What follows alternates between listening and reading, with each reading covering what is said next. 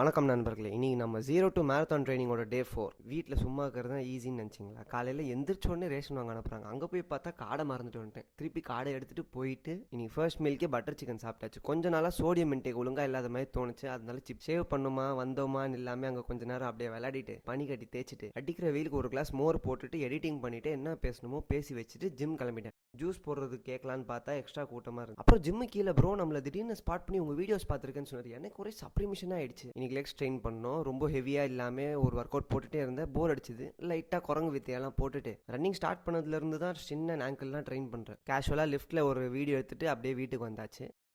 எப்போவுமே ஒரே கையில் முட்டையை உடச்சிருவோம். ஆனால் இன்னைக்கு வீடியோ எடுக்கிறதுனால கழுத வரவே இல்லை.